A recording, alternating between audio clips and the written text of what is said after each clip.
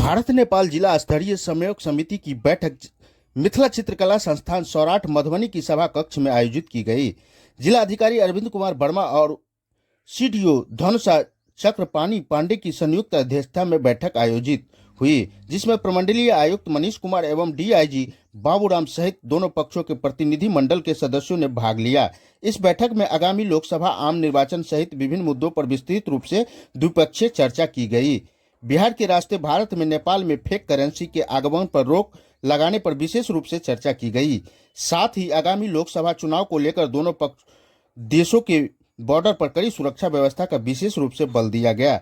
बैठक में दोनों पक्षों के सदस्यों ने बारी बारी से अपनी बात रखी। मानव तस्करी, शराब के भारतीय सीमा में प्रवेश पर नियंत्रण, बिहार में शराबबंदी को प्रभावी रूप से लागू कराने में नेपाल के सीमावर्ती जिलों को महत्वपूर्ण सहयोग, बॉर्डर पर अतिक्रमण, जाली नोटों पर अंकुश, अपराधियों की धरपकड़, असामाजिक तत्वों पर खुली सीमा पर का दुरुपयोग, प्रतिबंधित दवाओं पर दुरुपयोग, सूचना का आदान प्रदान सहित कई अन्य महत्वपूर्ण विषयों पर व्यापक चर्चा हुई। जिला अधिकारी अरविंद कुमार वर्मा ने सर्वप्रथम नेपाली प्रतिनिधि मंडल का गर्मजोशी के साथ स्वागत करते हुए कई महत्वपूर्ण विषयों पर अपनी बात विस्तार से रखी। उन्होंने कहा कि आगामी लोकसभा चुनाव निर्वाचन 2024 के आलोक में दोनों देशों के अधिकारियों को आपसी समय के साथ पूरी तरह सजग होकर कार्य करना होगा। उन्होंने मतदान दिन बॉर्डर सीलिंग का लेकर भी विस्तार रूप से चर्चा की। उन्होंने दोनों देशों से संबंधित अधिकारियों का एक व्हाट्सएप ग्रुप बनाने की बात कही, ताकि सूचनाओं के आदान प्रदान में तेजी लाई जा सके।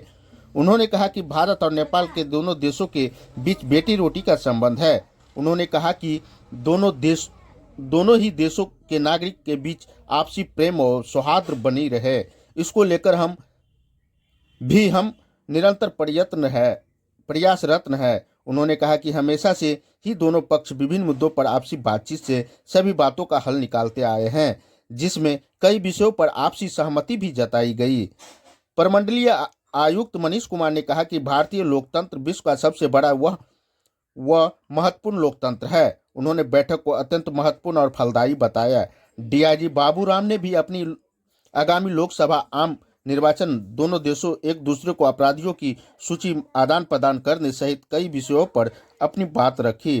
पुलिस अधीक्षक सुशील कुमार ने कहा कि नेपाल से अवैध शराब व शराबियों पर कड़ी नजर रखे, नेपाली नंबर के वाहनों के भारतीय सीमा में प्रवेश, नेपाली सिम का दुरुपयोग आदि विषयों पर अपनी बात रखे। इसके पूर्व दोनों देशों के राष्ट्रगान के साथ बैठक की शुरुआत हुई। उक्त बैठक में भारतीय दल में प्रमंडलीय आयुक्त प्रमंडल दरभंगा मनीष कुमार, डीआईजी बाबूराम, जिला अधिकारी अरविंद कुमार वर्मा, पुलिस अधीक्षक सुशील कुमार, डीडीसी दीपेश कुमार, अपर समाहर्ता शैलेश कुमार, सहायक समाहर्ता पार्थ गुप्ता, अपर समाहर्ता आपदा संतोष कुमार, डीपीआरओ परिमल कुमार, अनुमंडल पदाधिकारी जयनगर, अनुमंडल पदाधिकारी बेनीपट्टी, अनुमंडल पदाधिकारी फुलपरास, अनुमंडल पुलिस पदाधिकारी विप्लव कुमार, अनुमंडल पुलिस पदाधिकारी फुलपरास, अनुमंडल पुलिस पदाधिकारी बेनीपट्टी, एसएसबी 48वीं वाहिनी कमांडेंट जीएस भंडारी सहित कई बड़े अधिकारी उपस्थित। वहीं नेपाल के दल के नेतृत्व सीडीओ धनुषा चक्रपाणी पांडे ने किया। उसके साथ CDO Mahottari Shivram Gilal, CDO Saptari, CDO Siraha, assistant CDO Mahottari के साथ अन्य बड़े नेपाल प्रशासन के अन्य अधिकारी शामिल थे।